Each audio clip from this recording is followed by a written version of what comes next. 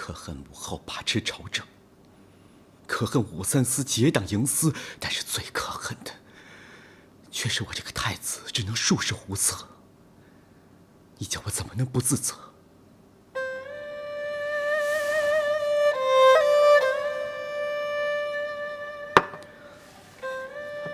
如今忠臣被贬，奸佞当道，而我这个太子却只能眼睁睁地袖手旁观。你叫我怎么不自责？太子殿下，末将收到消息，张柬之他们5位王爷已于今早在路上相继遇害。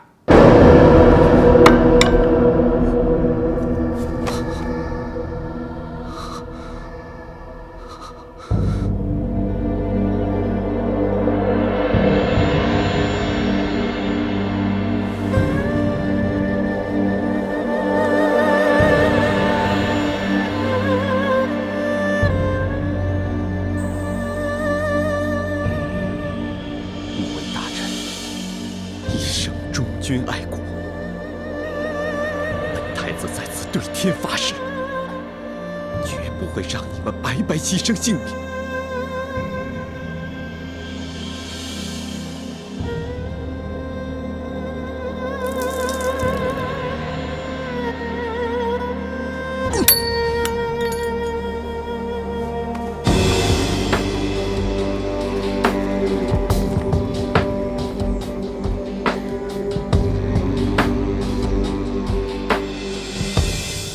武三思滥杀功臣，目无王法，结党营私，拥兵自重。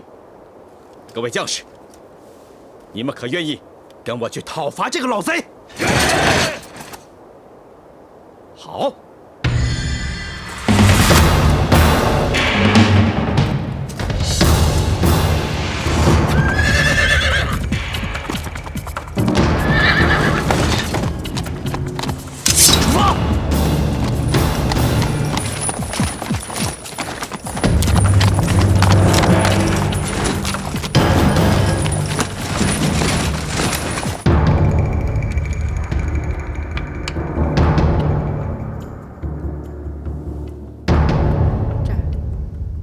你这步棋，末将叩见皇上，叩见皇后娘娘。平身。谢皇上。皇上，末将有要事禀报。说。末将刚刚收到消息，说太子要去杀梁王。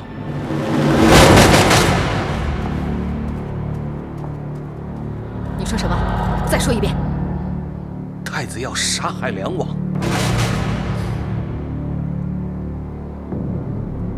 事关重大，你要是敢妖言惑众，本宫马上让你人头落地。此事千真万确，末将不敢有半句谎言。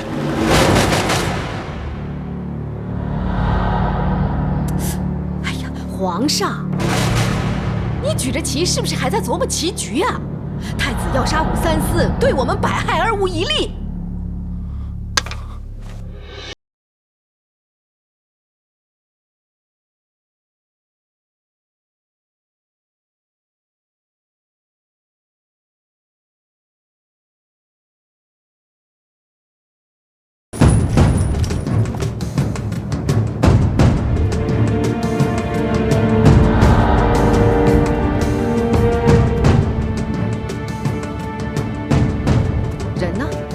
没人呢。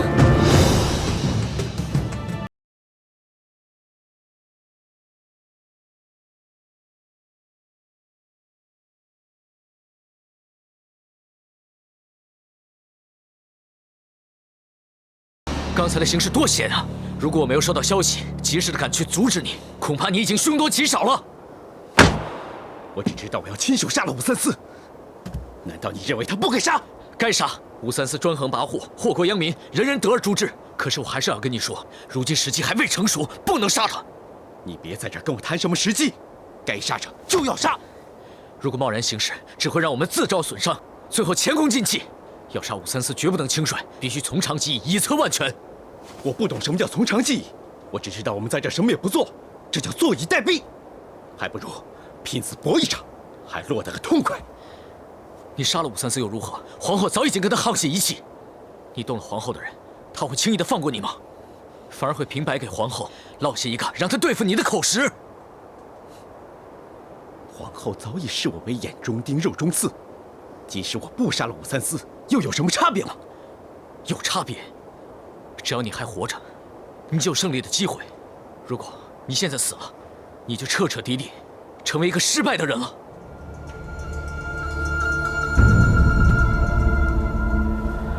我知道对你来说，失败比死更难受。可大丈夫做事就应能屈能伸，犯不着白白牺牲。难道真的是时不与我？武三思一定要出，不过现在还不是时候。我答应你，只要时机成熟，我第一个出来帮你。好，我这次就听你的，让武三思这个老狐狸再多活上2天吧。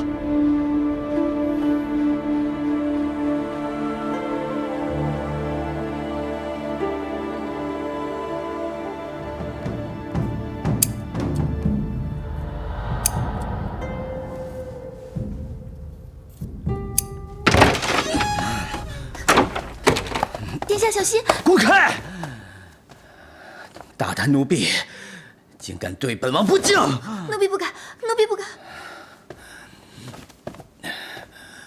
我这个太子无权无势，朝不保夕，凡事只能忍气吞声。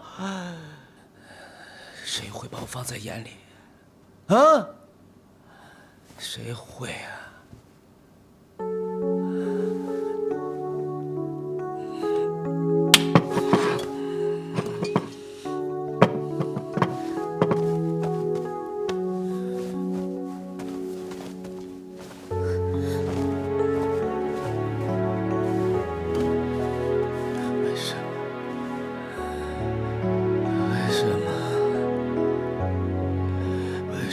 生在帝王之家，下辈子我宁愿做一个老百姓。老百姓，太子也好，殿下也好，千岁爷也好，还不是一个可怜人。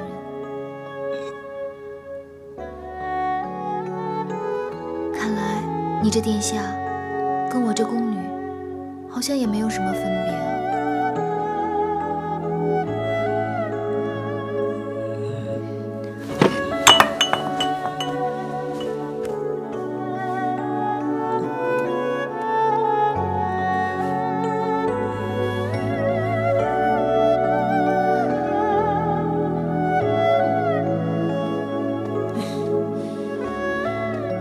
真是目中无人。作为太子，他竟然这样挑拨是非，要密杀功臣，简直是扰乱朝纲。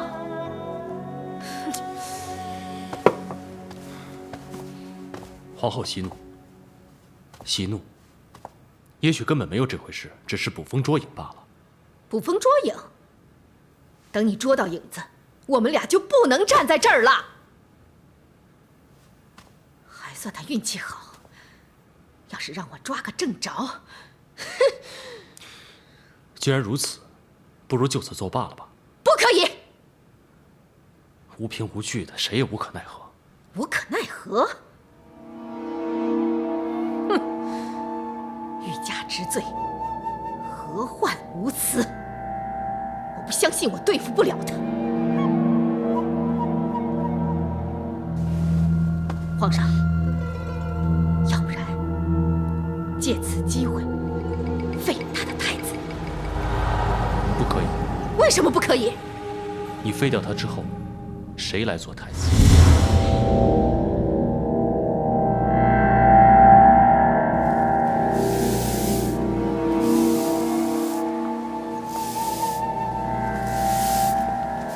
小凡姐，小凡姐，丹华，你回来了。回来了，你没事吧？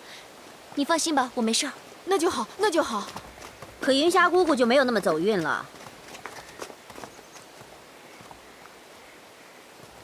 我知道云霞姑姑现在还在天牢里受苦，那个地方真的不是常人可以带的。我真的很担心云霞姑姑。为什么你可以放回来，而云霞姑姑却还要继续在那儿遭罪？宫里向来讲究的是关系，我们上食局的活之所以比其他的地方来的轻松，就是因为平时姑姑人际广，手段够，侍奉的杨上食妥妥帖帖。可是自从你来了以后，我们就开始触霉头。如今姑姑不在，杨上食的活处处不顺心，他还时不时的拿我们来出气，这些全都是你的错。如果可以的话，我宁愿用自己去交换云霞姑姑。你少在这说风凉话！你明知就算拿你自己去交换，云霞姑姑也不会被放出来的。我真的想帮云霞姑姑，你硬要这样说，我也没有办法。你是明知理亏，无话可说了吧？喂，你说这话什么意思啊？哎，你什么意思呀？把话给我就是这意思。你什么意思啊？怎么了？别一个个的都以为我们好欺负。不说了，不说了，走吧，走吧，走吧。真够坏的。算了，不要理他。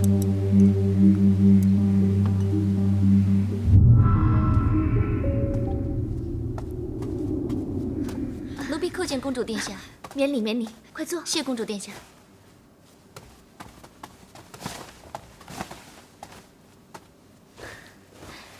小凡，幸好有你来陪我说说话，不然我都快闷死了。公主新婚燕尔，不过才3个月，应该快乐才是啊，为何？母后赐了些桂花糕给我，你也尝尝吧。快拿来。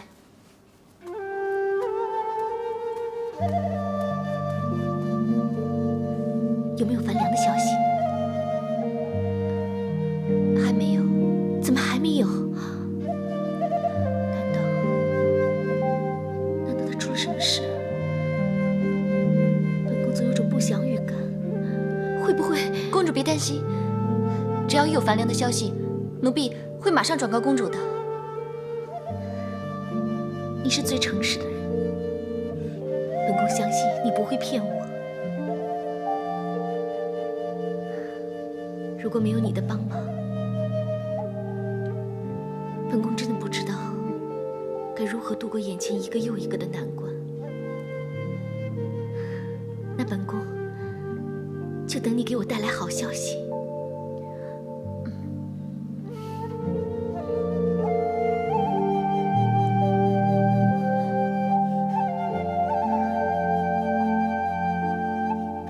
小凡，你怎么了？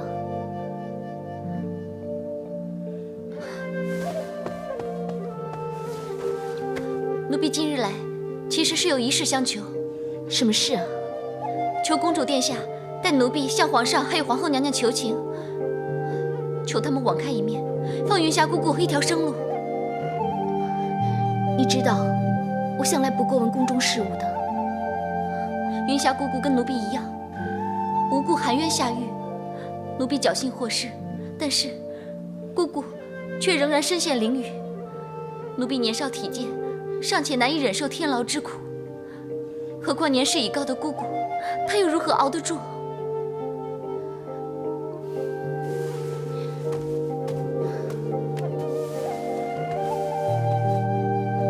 人微言轻，无权无势，只怕要帮，也帮不上什么大忙。皇上和皇后娘娘始终对公主疼爱有加，只是一个宫女，公主一定有办法的。那我先找人打听一下消息，遇上适当时机，我再向父皇求情吧。谢公主殿下，谢公主殿下。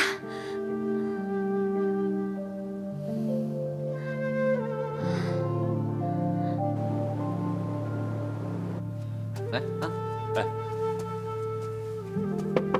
这位大哥啊，我想进去看一下云霞姑姑。云霞生病了，已去安寿堂了。不是得了重病才会去安寿堂的吗？是啊，你也知道，这宫中的宫女生病了是不能让御医给看的，只能移去安寿堂，任其自生自灭。来来来，来走。我。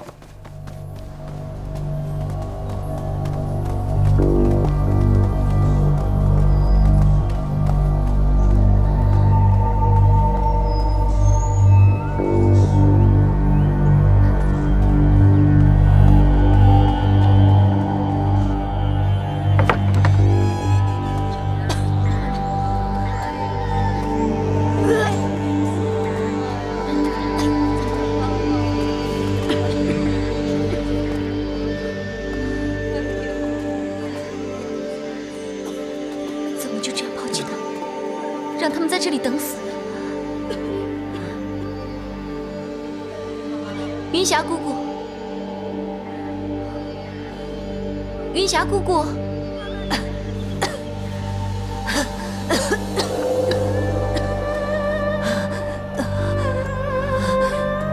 云霞姑姑，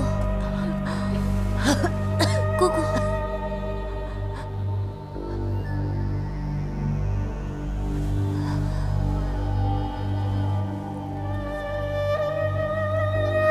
云霞姑姑，对不起，我来迟了，实在有困。你来干什么？ 姑姑，你看什么？你是不是看到我的病容就幸灾乐祸起来？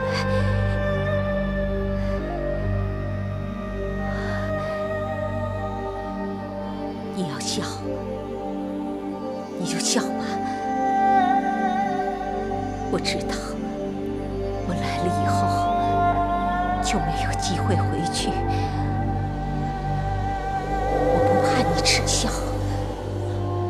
我只是很担心你。你病得那么重，他们怎么可以不闻不问呢？好人待在这里也都会熬出病来，更何况你们待在这儿，个个保养在身。我们宫女生了病，就要待在这里，这就是我们的命运，谁都改不了这个规矩。 可以改变，我已经找过安乐公主，求她去跟皇上求情。只要圣恩一开，你就可以离开这里啊！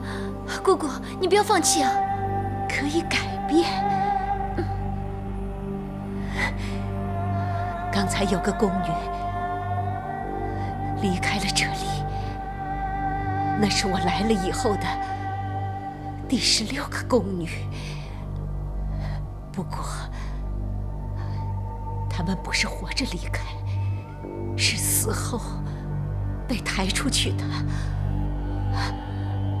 过不了多久，我就会是第17个。不会的，这里没有人可以活下去，不是因为药石无灵，而是因为没有人来医你们。这里活脱脱。 就是个鬼地方，一个个身患重病的活死人。天下间又有哪个傻瓜肯医我们？我可能。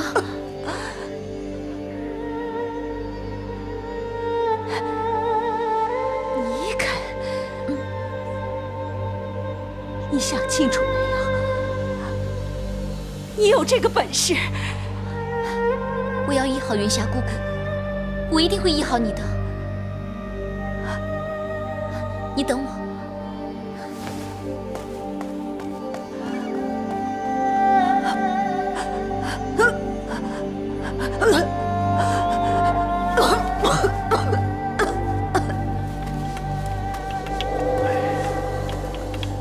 难不成连刘御医都束手无策吗？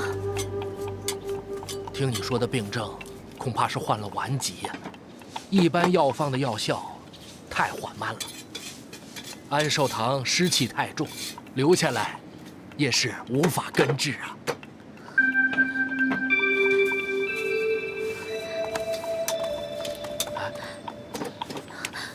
刘御医，求你救救云霞姑姑吧！ 看在你我的情分上，我给你想想法子。啊，来，你给我包上半夏，你包一个夜交藤，你包一个来附子，好啊，快点。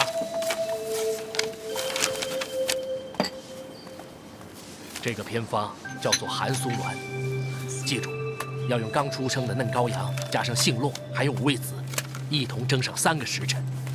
然后再配上秘制的药末服下，连吃7天，多1天不可，少1天不能。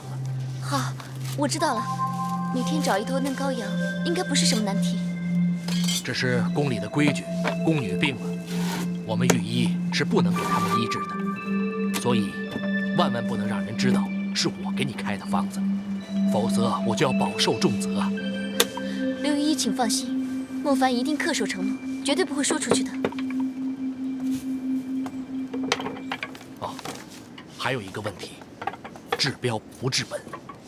安寿堂龌龊不堪，藏污纳垢，只要一日不变，自然百病漫生，吃多少药也无补于事啊。莫凡知道该怎么做。好。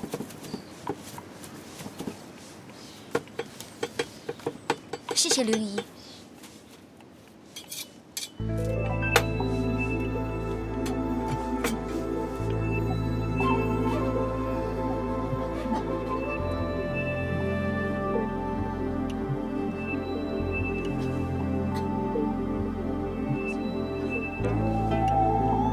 姑姑，你已经连续吃了3天寒素卵，只要再吃上4天，病就可以痊愈了。来，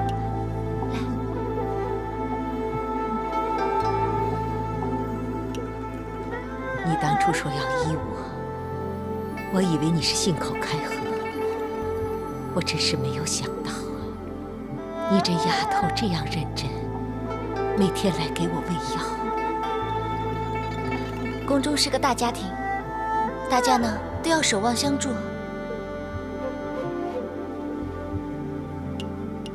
大家庭，我看是个大牢笼。自从我们入宫那刻起，我们就成了网中的鱼，笼中的鸟。姑姑，千万不要说丧气的话。我没有说错，我们被带到远离家乡、百里千里的地方，从此再也见不到自己的亲人，和家人音信稀疏，甚至断绝，生死各一方。今生今世，再也享受不到人间的温暖。宫中有人，有人就有温暖啊！和宫中千百粉黛相比，我们宫女就像是一滴水、一片花瓣、一株树，有谁会把我们认真看待呢？只要自强不息，别人要怎样看我们，又有什么大不了的呢？唉，好事难逢，祸事却找上门。自小进宫，匆匆几10个寒暑，日复一日的艰辛劳苦，到最后得到什么？却遇上无妄之灾，无端地卷入宫廷争斗之中。要不是有你来医我早已就死了，埋在宫人血了。这正好印证了天无绝人之路嘛。你看看他们每个都将要不久于人世，他们眼前只有一条路，就是死路。不会的，我相信姑姑，还有这里的姐妹们，都可以活着离开，都跟姑姑你一样。今次你能医好我，可能全凭好运气，其他人就未必这么走运了。姑姑，别担心，我给他们都带来了药，不过这还不够，我要将这里来个翻天覆地。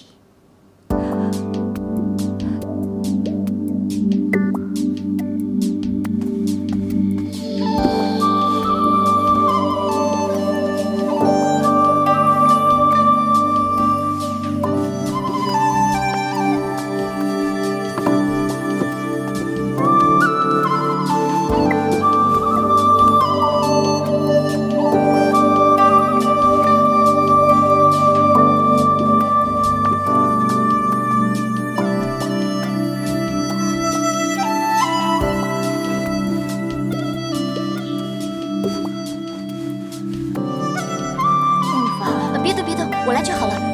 你好好休息。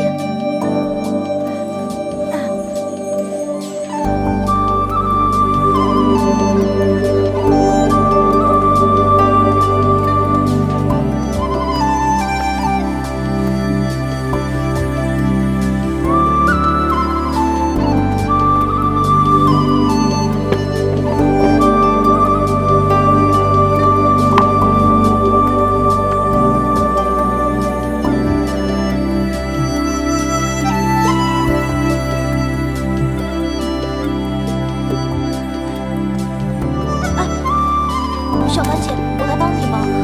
谢谢你。小凡姐，我们也来帮你，我也来帮你。来，谢谢大家。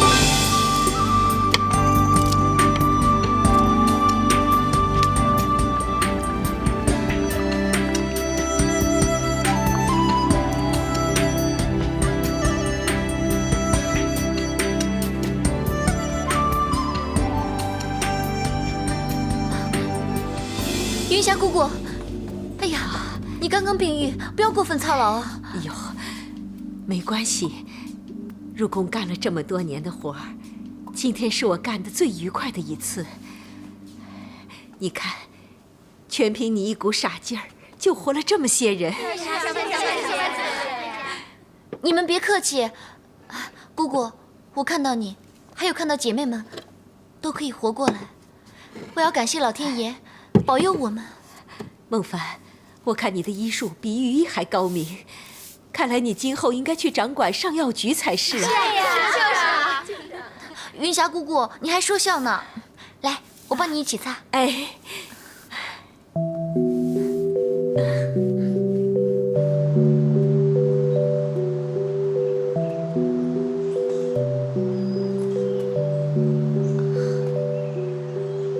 我的病已经好了，不要总拿我当老婆婆对待。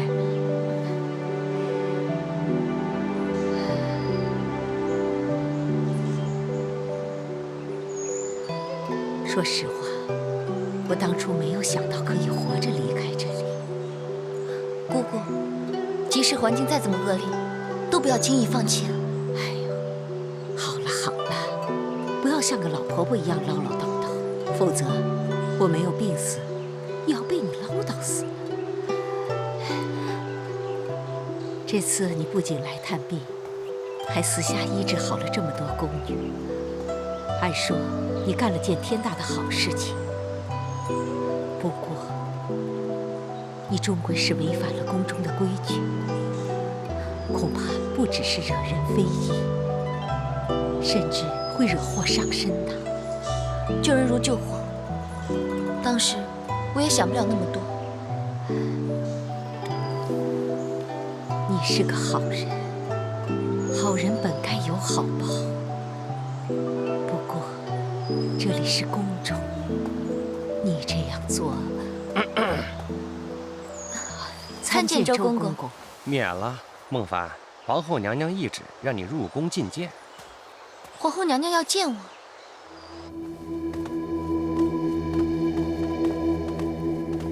奴才叩见皇后娘娘。奴婢叩见皇后娘娘。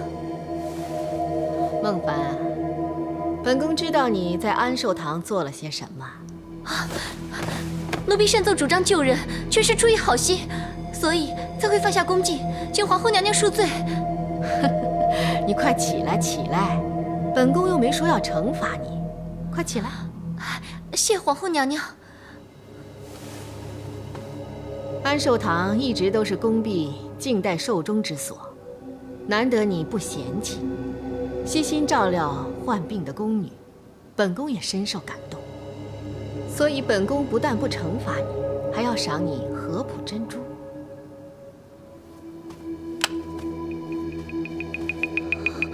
奴婢不敢领受如此重赏。本宫赏你，你就受赏吧。既然如此，奴婢却之不恭。谢皇后娘娘。本宫不罚你，而且还要赏你，你是不是觉得莫名其妙啊？奴婢愚笨，不敢猜测皇后娘娘圣意。孟凡，你跟公主待过一段时间，你知道她最喜欢什么玩意儿？奴婢不知道。她最喜欢的是这合浦珍珠。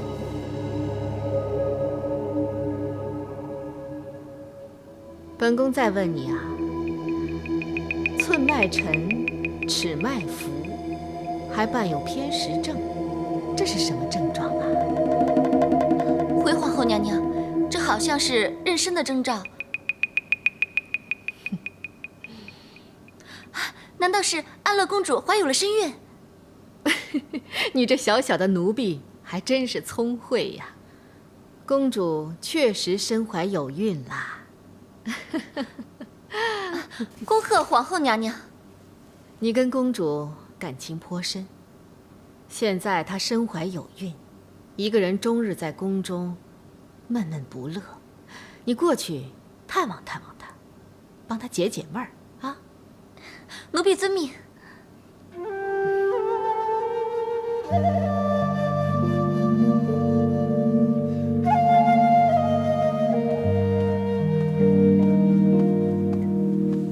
奴婢叩见公主殿下。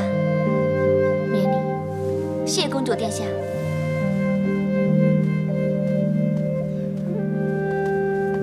公主殿下，上食局准备好安胎补汤，补汤已经用银针试毒，小太监亦事实无毒，可以放心进服。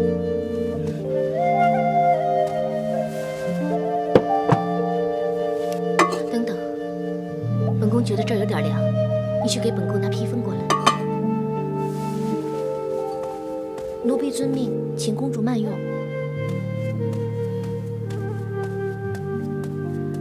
公主殿下如今有孕在身，要小心身子。公主殿下，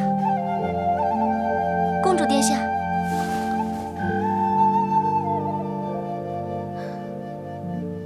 小凡，你看身后那盆是不是红花草？听说好像对身孕有害。奴婢知道。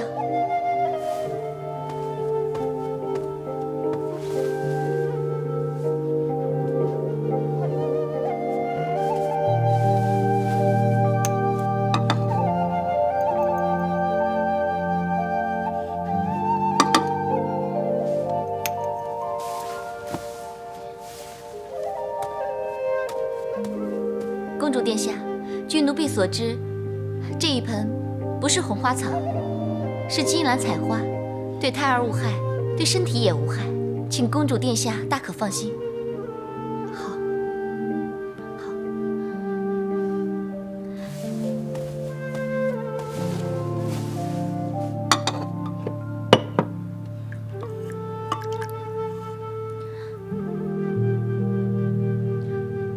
怎么有一股辛辣苦涩的味道？好像是斑毛。服用后不但伤身，而且它有毒，更加会滑胎。公主，你要滑胎？对，我就是要滑胎。不要啊，公主，胎儿是无辜的。本宫腹中的这块肉，它是武重训的。我恨透这个孽种，我更不许他留在人间。公主，公主，不要自贪生天啊！公主，你不要阻止我，我宁愿马上去死，我也不要留下这个孽种。公主，公主不要啊！你不想跟樊良再次相见了吗？如果公主死了，一切皆为泡影。如果樊良知道了会怎么办？如果没有公主殿下，他会苟且偷生吗？可是他走后，一直杳无音讯。他说不定遭遇什么不测。奴婢刚巧得知，樊良他还没有死。真的？他在哪儿？他是因为害怕周围有皇后娘娘的耳目，所以就好好藏着，直到确定没有皇后娘娘的人，他才暗中托信给奴婢，托奴婢给公主殿下报个平安。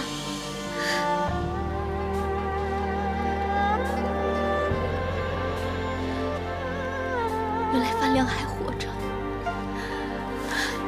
苍天有眼，苍天有眼。樊良还让奴婢跟公主说，无论事情到怎样的地步，请公主千万要保重，因为他正设法想要跟公主见面。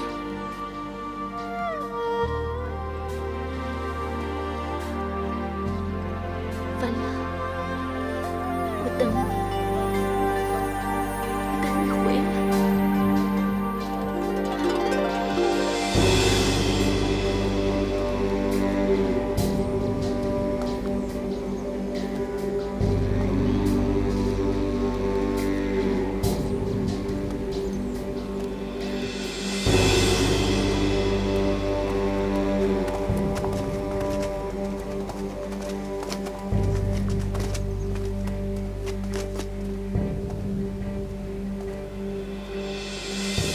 大胆奴婢！奴婢鲁莽冒犯，请恕罪。看你这么失魂落魄，到底遇到了什么问题？起来。谢大人。当日在太上皇面前，也没见你这么眉头深锁，看来此事非同小可。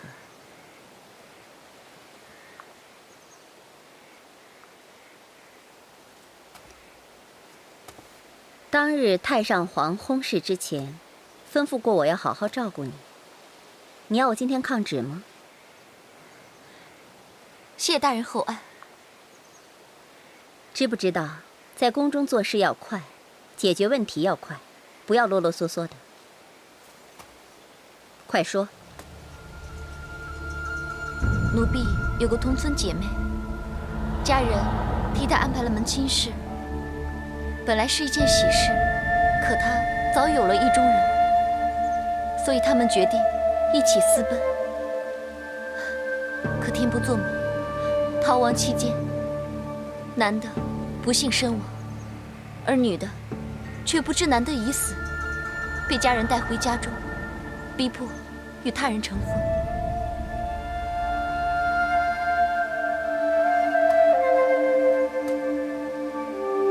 你是知道真相的。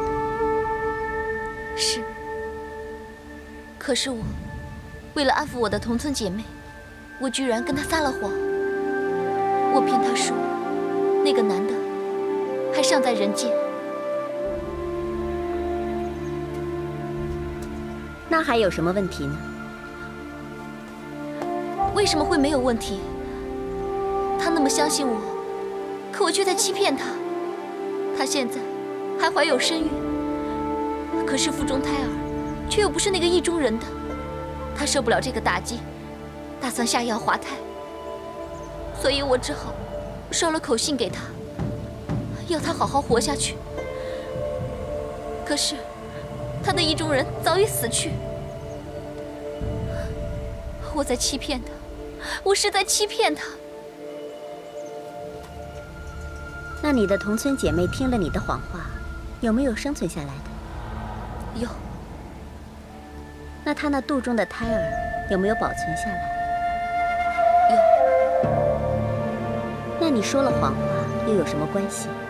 你已经救了2条生命，你又何必要自责呢？撒谎就是撒谎，跟救人不救人没有关系。有关系。为了救人撒谎，那就不需要自责。是你自己想太多了。你要记住，救人一命胜造7级浮屠。在宫里面每天发生着那么多伤天害理、不仁不义的事，你现在虽然是撒了谎，可是你撒的谎却救了人的性命。说谎话能救人命，这有何不好？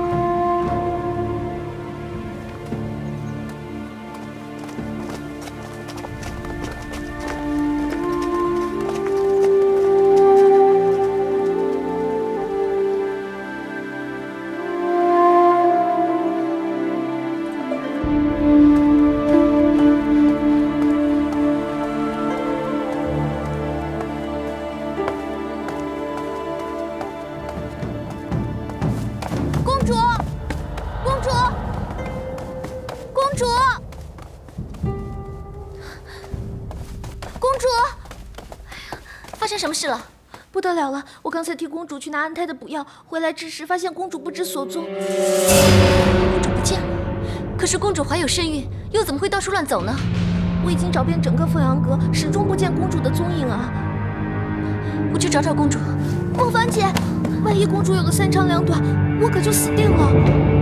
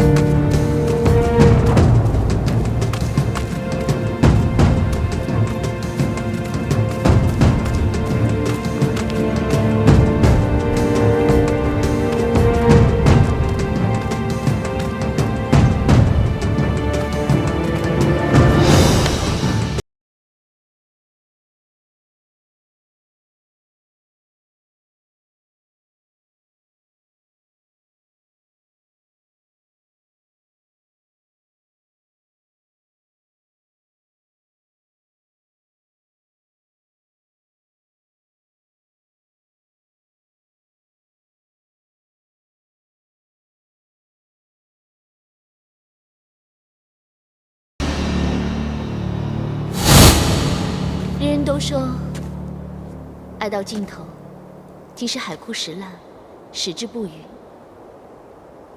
这个不渝，之所以能够到永远，那是因为他们将生命也赌上了。没了命，那这份爱就不会再变。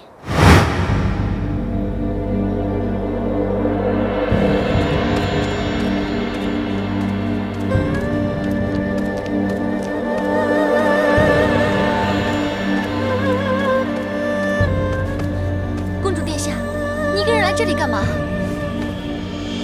小凡，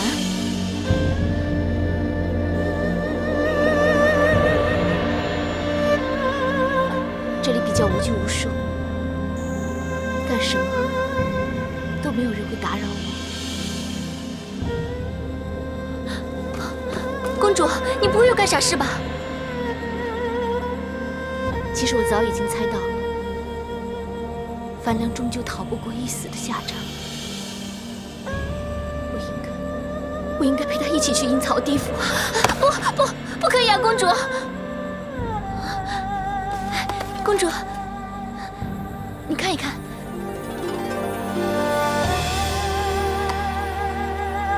这是樊良暗中给我的，让我一定转交给公主，请你打开看一看。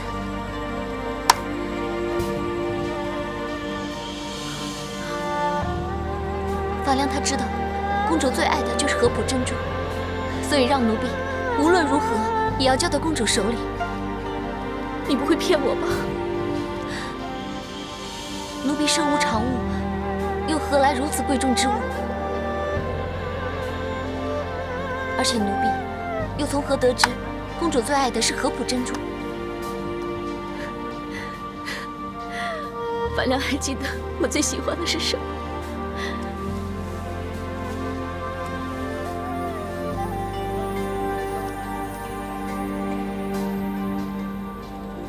公主殿下，范良他还说，碍于眼前形势，谁都会身不由己。他希望公主殿下不要轻言放弃，无论公主做了什么，他都会耐心等候。范良已经知道我怀孕的事了，请公主殿下恕罪，奴婢自作主张，已经将一切告知范良，因为奴婢知道范良他是不会介意的。范良他真的不介意吗？他还说，希望跟公主可以早一点重逢，所以让奴婢一定要劝告公主不要轻言放弃。他说，每当公主挂念他的时候，可以拿出珍珠来看一看，见物如见人，以解相思之苦。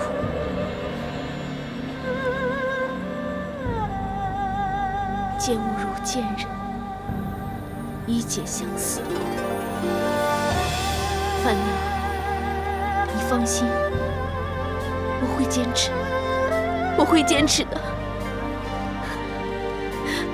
公主，我们回去吧。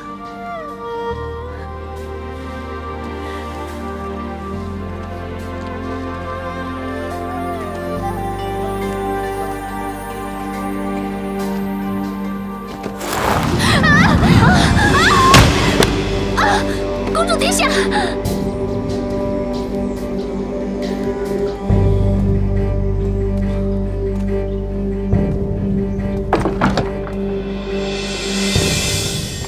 刘雨衣，公主胎儿保得住吗？公主殿下意外滑胎，下官无能为力，未能保住公主殿下胎儿，请皇上、皇后娘娘恕罪。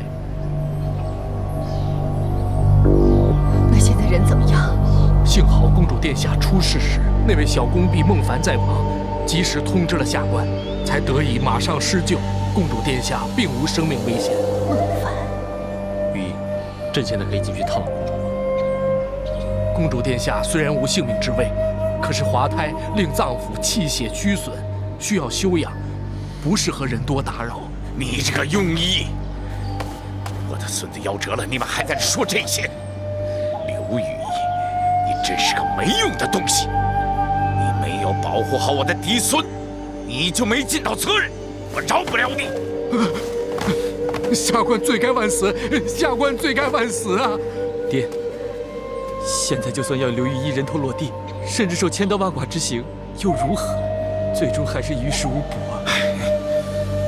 梁王，这是你的孙子，也是我跟皇上的外孙，你们的悲痛我们感同身受。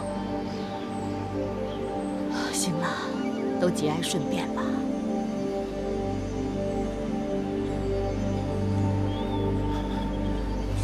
你这个庸医！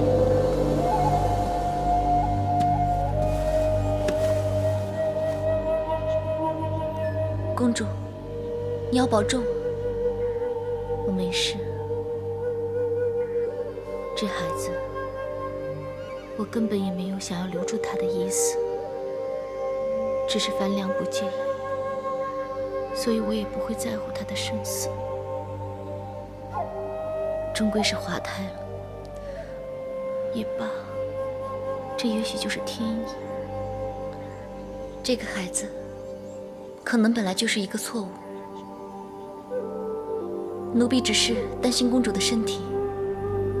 你放心，我已经想清楚了。为了樊良，我要料理好身子，等樊良来接我离开，对不对？对。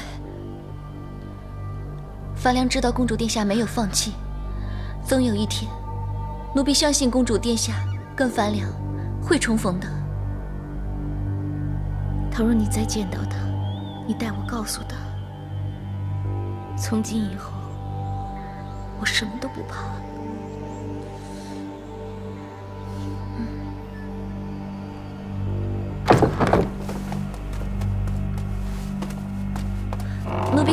后娘娘。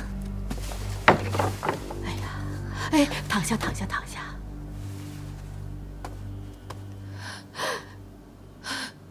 女儿啊，娘现在想起，当年我跟你父皇在流亡的路上把你生下来的时候，因为找不到裹你的破毯子，就用娘身上披的旧风衣紧紧地包裹住你。可不管怎么样，我也顺利地把你生下来了。可你现在倒好，连个胎儿都保不住。母后，生死有命，岂能强求呢？都是娘不好，没有好好的把你照顾好。那个照顾你的宫女可真该死啊！母后，是果儿感到苦闷，想出去走一走，不关其他宫女的事。你别替她说话了，我已经把那个宫女给处死了。哎呀，幸好孟凡来得及时，保住了你一条小命啊！不幸中的大幸啊，孩子。奴婢不敢鞠躬。本宫从来都是赏罚分明，有错必罚，有功必赏。请恕奴婢直言，公主殿下刚刚经历滑胎，实在不宜谈论奖赏之事。你这小小的奴婢，说话倒是挺得体。既然如此，那你以后就留在凤阳阁照顾公主吧。果儿，你觉得如何呀？果儿并无异议，一切听从母后旨意。孟凡，你给我好好听着。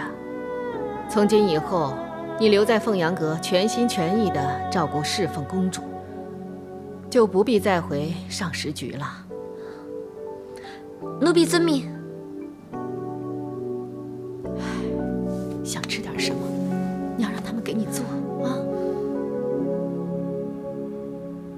梁王，朕今天选你过来，是想开解你一下。臣谢过皇上、皇后娘娘。痛失爱儿，不知道驸马心情是否已经平复？人非草木，今日想起仍是难以平复。毕竟是我武氏家的骨血呀。本宫当然明白，梁王，我们已经是一家人了。遇到这样痛心疾首的事，我希望我们都应该不计前嫌，守望相助。朕亦是遭逢这件惨事才发觉，原来同梁王、驸马是如此亲近，我们之间竟有如此相近的切肤之痛。皇上、娘娘，此言极是啊。此次虽是我子孙夭折，但是我们始终是一家人呐，的确应该守望相助。皇上，梁王忠烈，臣妾提议，应该奖赏梁王。梁王听风。遵旨。梁王一门忠烈，功勋卓著，封户5000，赏金1万两，着驸马官进1级。平身。谢主隆恩，谢主隆恩。梁王，本宫希望我们今后可以前贤尽弃，一同匡扶大唐江山，为社稷、为万民着想。臣遵旨。皇上、皇后娘娘，臣这就回去把喜讯告诉全儿。臣先告退了。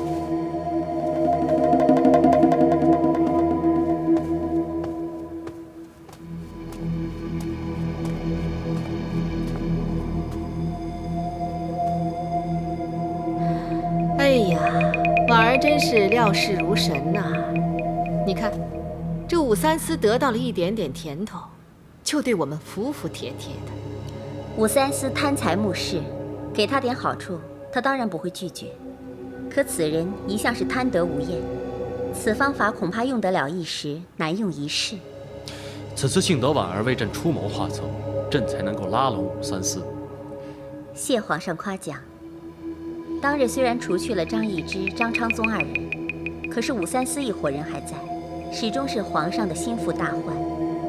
偏偏这武氏父子又势力庞大，飞扬跋扈，若贸然对付，恐怕难胜算在我。如若这次借公主殿下滑胎一事加以慰问，施以恩惠，将这梁王拉拢过来，此乃为上上之策。好，信赏必罚。婉儿此次既然有功，就应该论功行赏。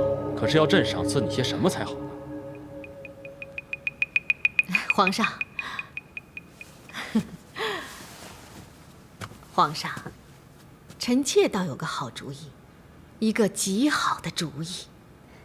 请皇上皇后无需为婉儿的事费神。皇上，婉儿机警聪慧，又善文章，在宫中是妃嫔的典范。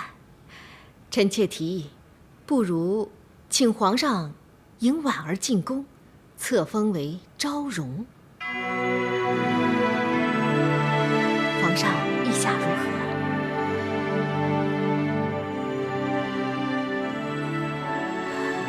哎呀，在宫中当妃嫔，总比当女官体面得多，显赫得多。我想，婉儿你一定不会拒绝吧？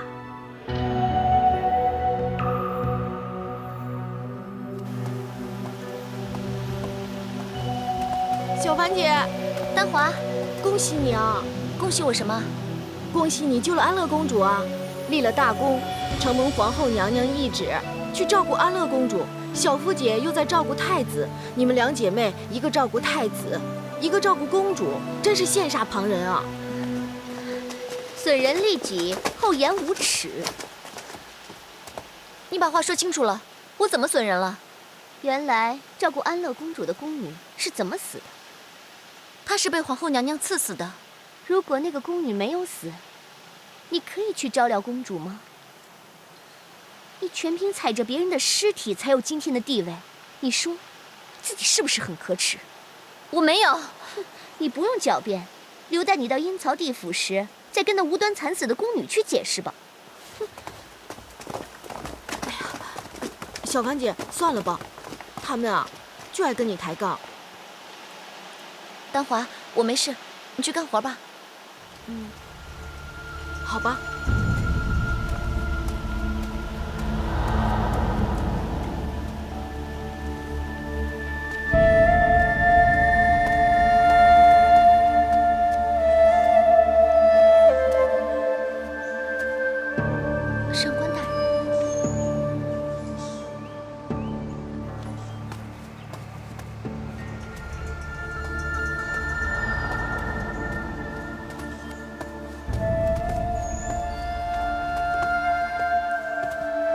上官大人，上官大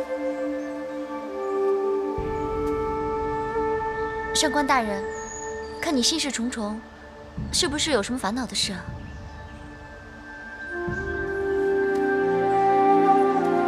我如同你之前一样，为自己的同乡姐妹的事而伤透了脑筋。不如大人跟我说一说，也许孟凡可以替您分一分忧。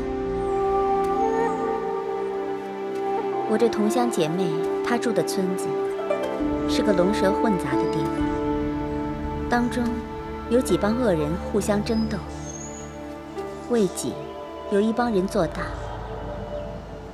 这帮做大的就找其他帮的来个秋后算账，下场当然很惨。我这姐妹就做了一个决定，她不想投靠任何一方，她希望可以来个明哲保身。那大人的同乡姐妹，她有什么烦恼啊？如今做大那一帮的头目，竟然要我的同乡姐妹嫁给他。那那你的同乡姐妹喜欢这个头目吗？她考虑的不是喜不喜欢，而是这样做到底明不明智。用终身幸福来做本钱，本来就不是明智的。就好像有些人，就算失去自己的亲情和骨肉，也可以在所不惜。看来，你那同乡姐妹的烦恼，不比我的同乡姐妹的少。她只是一个卑微的人，就连选择的余地都没有。只要做对了选择，就算地位再卑微，也有机会当个显赫的人。看来大人似乎对你的同乡姐妹已经找到了答案，可是我还没有替我的同乡姐妹找到答案。你会的，只要你想清楚，你便知道自己该怎么做。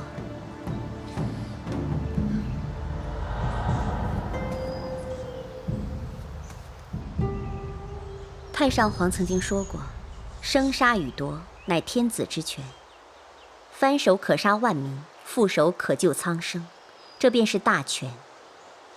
只要拥有大权，即是拥有天下。除了大权之外，人亦应该掌握自己的命运。若不能够掌握自己的命运，同鸡犬又有什么分别呢？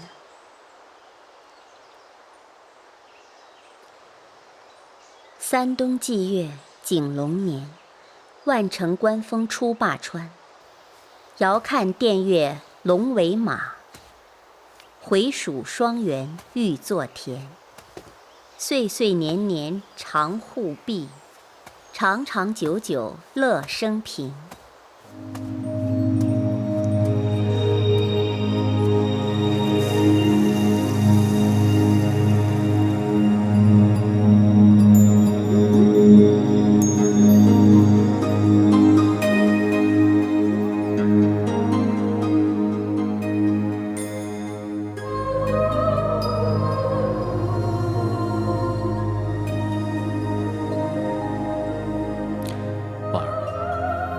你想清楚。一朝选入君王侧，臣妾就是昭容，皇上的姬妾，这已是不变的事实。好，那我们来和何锦交杯酒吧。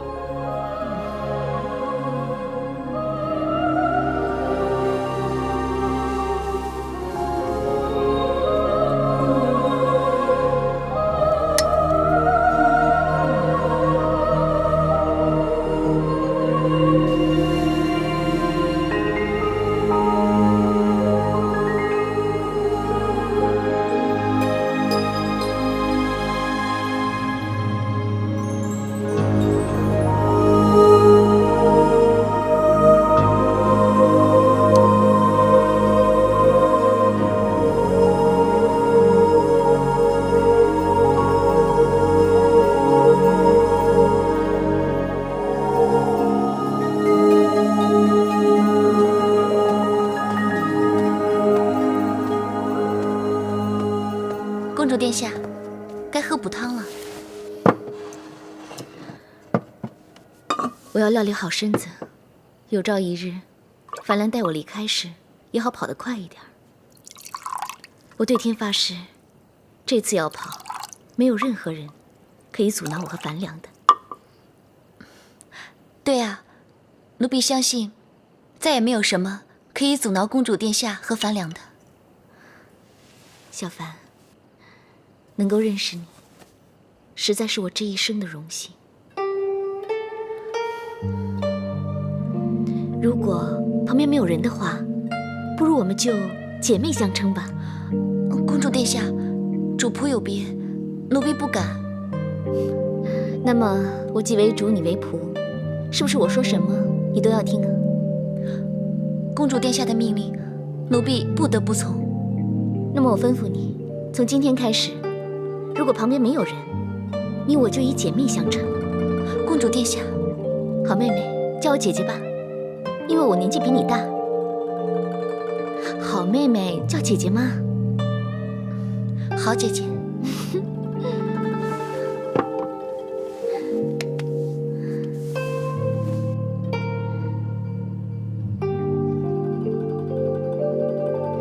听说那个上官婉儿被父皇封为昭容，恐怕后宫之内又有很多事情要发生了。姐姐何出此言？上官婉儿曾经是太上皇最宠信的大红人，也是最终出卖太上皇的人。如今成了父皇的臣妾，真是野心不小啊。有些人认为，只要选择正确，就算地位最卑微的人，也有可能成为最显赫的人。上官婉儿就是这样的人，即使她当了昭容又如何？她就算过得了父皇这一关，也过不了母后那一关呢。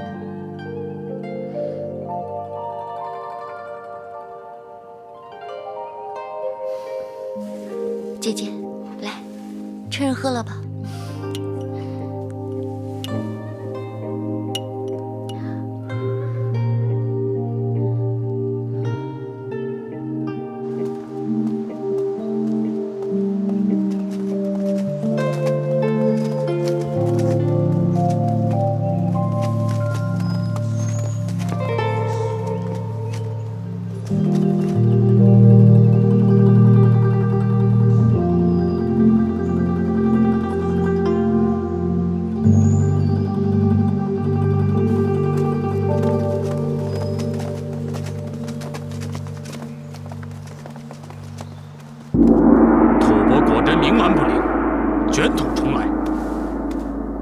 皇上，吐蕃占据瑶州，再度与我军交战，战况激烈，我军已损兵5000。碍于瑶州地势险要，瑶西道一时难以攻陷，双方对峙已逾数月，情况并未乐观。瑶州本为鱼米之乡，如今骤变战场，兵荒马乱。城内百姓更是民不聊生，缺水断粮，并且瘟疫横行，百姓已经易死而食了。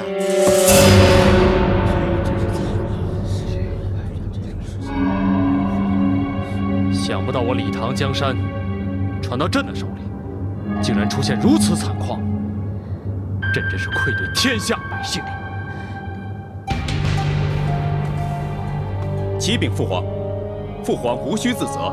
之前瑶西道大败吐蕃，我军士气如虹，但父皇未许乘胜追击，错失良机，以至于给了吐蕃东山再起的机会。而这一切，全是妇人之仁惹的祸。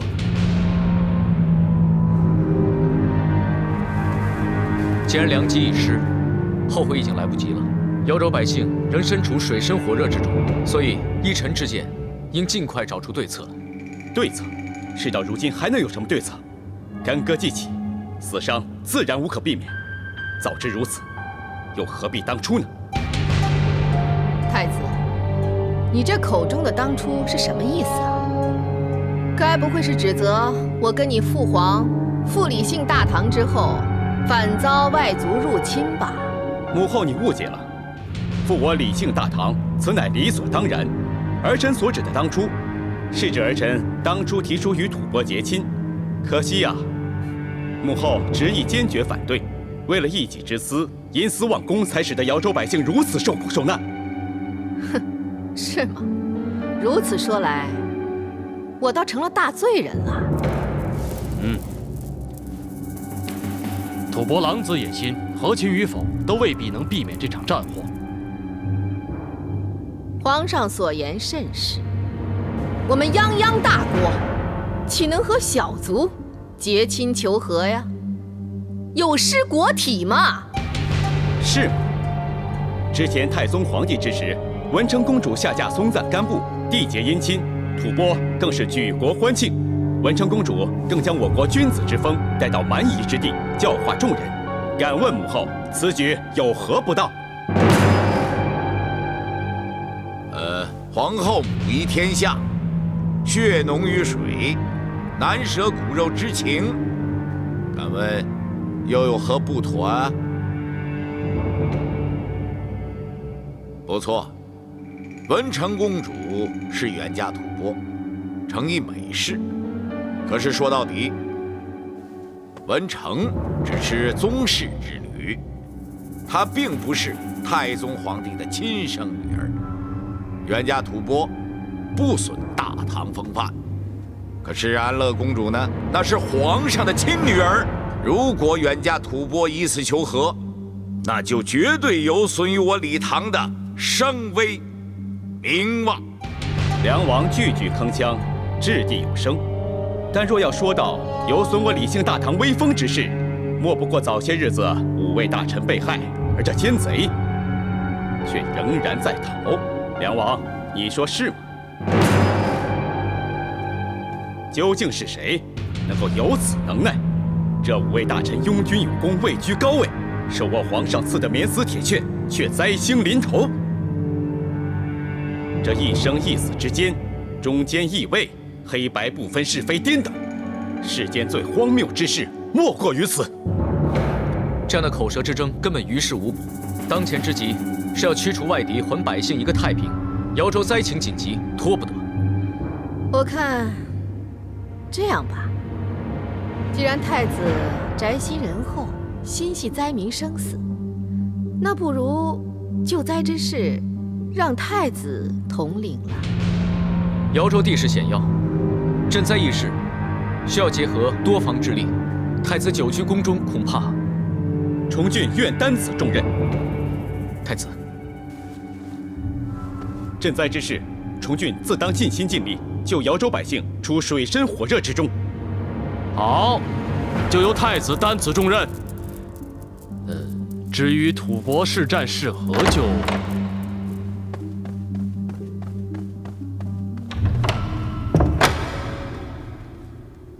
启禀皇上，镇国太平公主、金城公主求见。传。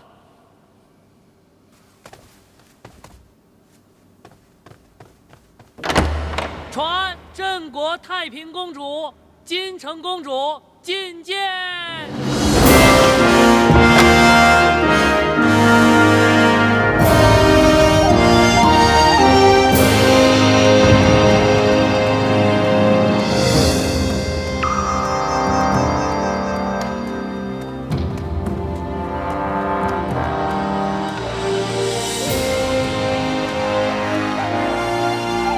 臣妹参见皇上，王后呢？皇妹，蓉儿，请起。谢父皇。皇上，臣妹今番求见，是有2件事想向皇上请求。皇妹有何所求？吐蕃卷土重来，战火不断，为解决2国纠纷，金城公主愿意远嫁吐蕃，缔结2国邦交。儿臣愿效法文成公主，为大唐出一份力。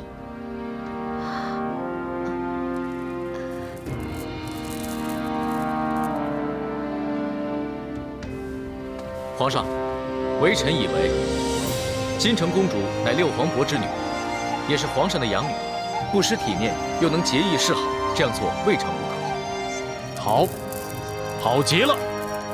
等皇妹如此良策，战事得止。太平公主聪明睿智，实在是国之栋梁啊！这公主辅弼皇上，实乃大唐臣民之福啊！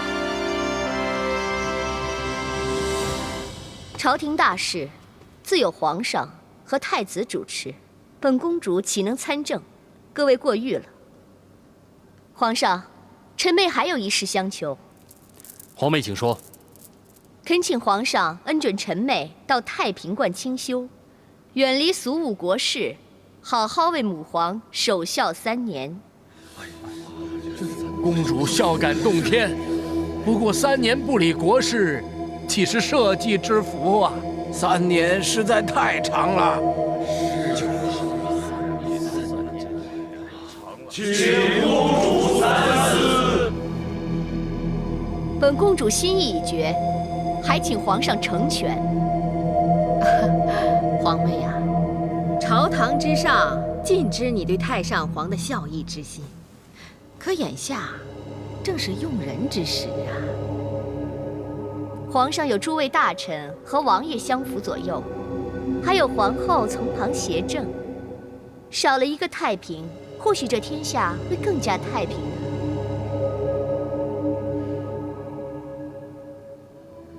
还请皇上成全。既然皇位坚持，朕亦不再强人所难。准奏。谢皇上。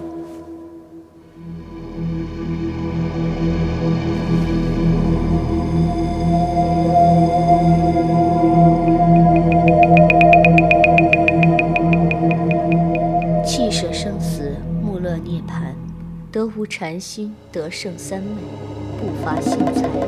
人有实力者，火刀毒水皆不能害。非人所护，身向庄严，昼夜长安，身不离喜乐。奴才叩见公主，昭容娘娘求见。传。是。今晋有实力者，他不能折服。佛所设，非人所护。闻法不忘，未闻能闻。婉儿叩见公主。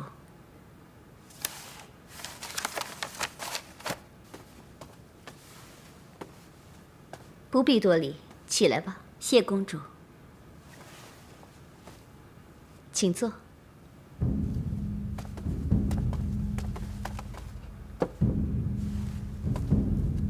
打扰公主侍孝之心，请公主恕罪。娘娘前来探访，一定有其原委。婉儿此行是受皇上、皇后之命，请公主顾虑万民，打消隐退之念头，为辅弼皇上尽一份力。皇兄雄才伟略，又得皇后扶持，群臣相辅，我何德何能在皇兄心中占一席位？公主心如明镜，如今国纲大定，朝臣对新君心存意见，隐忧未除。娘娘熟读经书，应该记得《妙法莲华经》中有云：“三界无安，犹如火宅。”人为颠嗔痴恨，名利荣辱而陷于苦海不自知，如处身火宅，引火伤身而不能自拔。我虽未及皇后聪慧，但仍有自知之明。公主莫非决心逃离火宅？本公主凡人一个，又岂能如佛祖有超脱之心？只是将痴念转为喜舍，不做强求纠缠，自寻烦恼。此番道理，我尚且明白。那婉儿此行注定是有负皇上所托了。就今时今刻而言，恐怕要让娘娘失望了。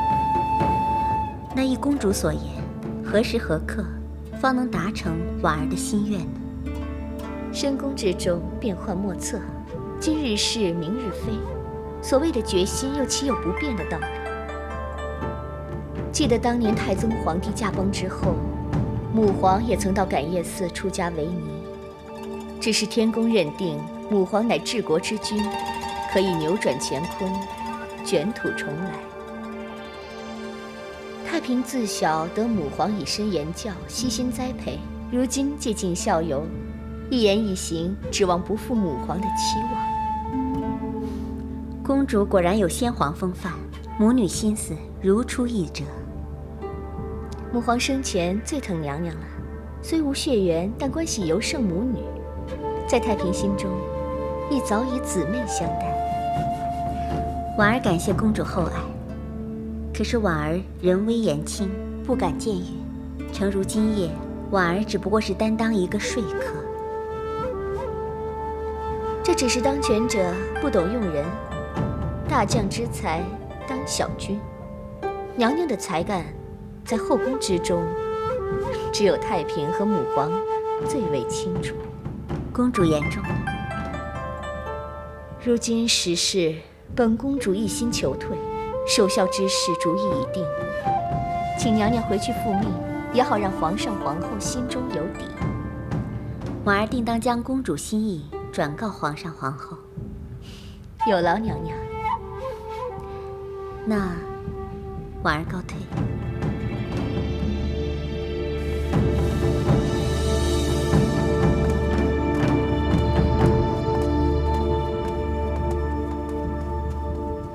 公主与娘娘今夜交心之言，你就不怕她告诉皇后，陷公主于不义？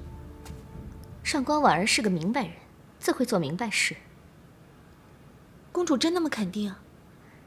上官大人摇身一变成为昭容娘娘，纵然万般不愿，仍然顺着皇后的懿旨，弃女官成嫔妃。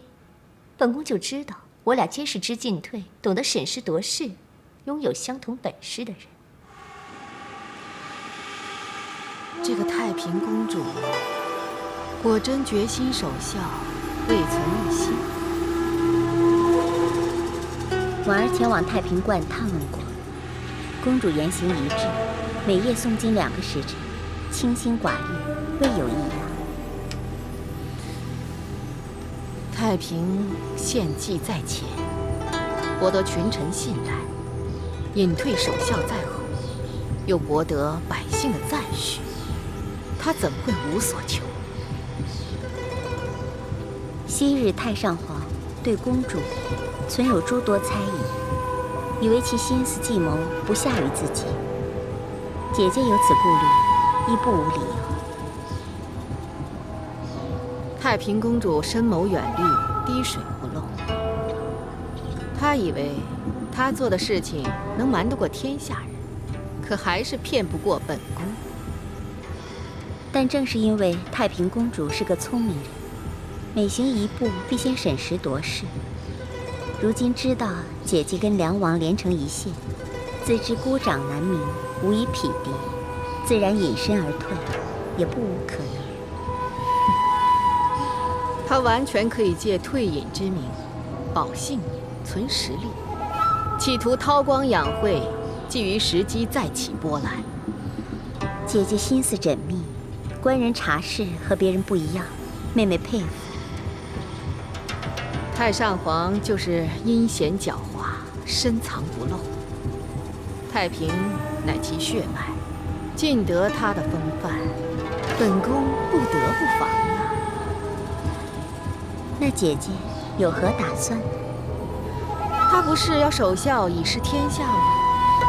我怎能去阻止她呢？不过，这后宫之内，凡事即使你想退到墙角数学，要瞒过本宫，绝非易事。